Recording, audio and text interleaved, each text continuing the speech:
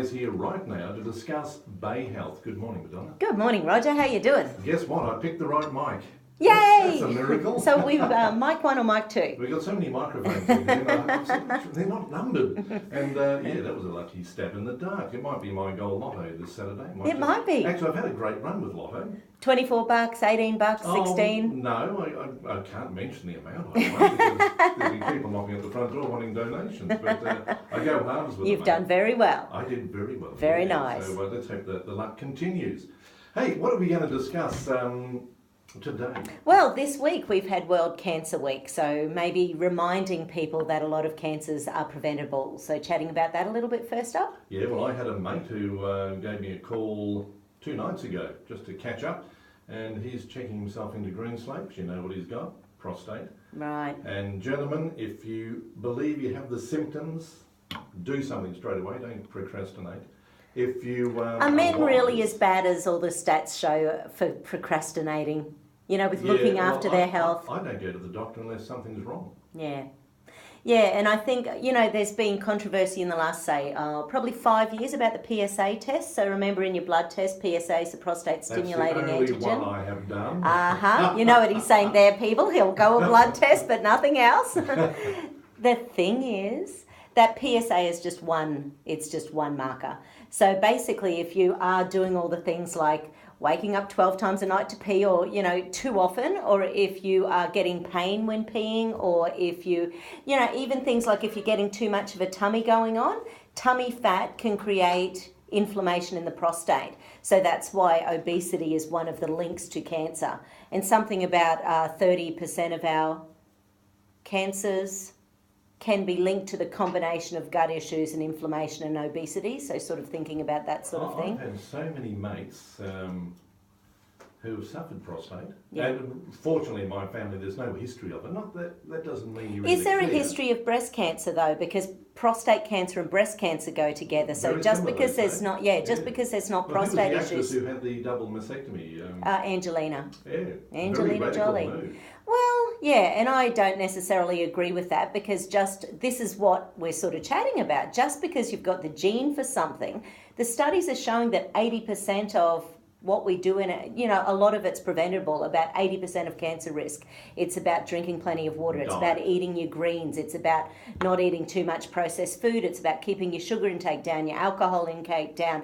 It's if you're a smoker, try to get off those darn things. You know, we know the things that are bad for us, but we're just playing Russian roulette every day. And of course sugar is one of the worst. It really is, yeah. So an environment that makes the body acidic will feed cancer. So anything that makes us acidic, and sugar does that. So sugar raises insulin. The higher the insulin is for longer, the more acidic the body is. It chews up minerals in your body like magnesium, potassium, chromium, calcium, that sort of thing, and they keep the body being acidic long term. We must do, and I know you do it, walk for 1 hour every day. You really do need to keep that, exercise. You don't have to be crazy with the headband on and the tight shorts and out there like Olivia Newton-John was years ago doing physical. That's funny, I thought John McEnroe, but anyway.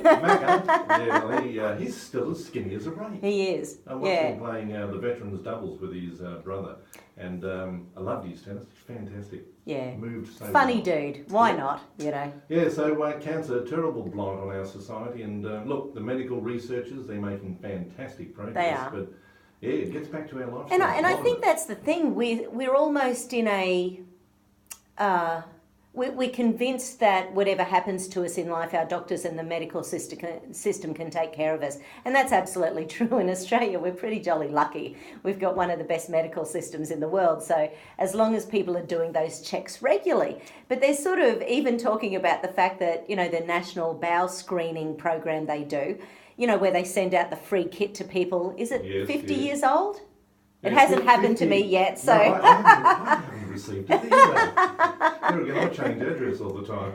Well, only about 36% of people actually return those. So here you are getting a free kit, and only 36% of people return it. Like, to me, that's just crazy for something so simple. And even with colonoscopies, you know, if people have had bowel issues for a long, long time, and one of the problems with bowel cancer is that because we get into a false sense of security that things are okay, you know the old bloating, burping, belching, wind, Yep, flatulence, diarrhea, constipation, it can feel so normal in your body that you don't think about it anymore. Because you put up with so You long. do. And medically they sort of say, well, if you don't go to the toilet, you know, once a day or once a week, that's normal for you. But it's not normal for the bowel. Every time we eat, we're supposed to stimulate hormones that make our bowels move. So the average person really should want to go 2 to 3 times a day. I should go right now, actually. Lifestyle inhibits that. Yes, you know, we it go to does. school, we're Yep. in school, you know, you're sitting there for 2-3 hours before you're allowed to have a break. You're told not to, you Well, know. what about airline crew?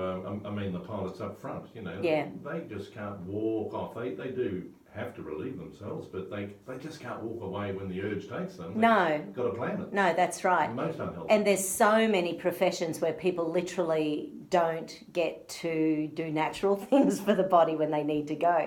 So, you know, this puts pressure on the bladder and the kidneys, it puts pressure on the bowels, it puts pressure on the digestive tract. Society expect on us, Absolutely. we compromise our health. So then if you think about those things as being pre-cancerous warnings, you know, we've just got to start paying attention to our body and working out what we do to help to improve it. All right, we're chatting with Madonna Guy and all about Bay Health, how to live a good, healthy, natural life. And we'll be back to continue this discussion about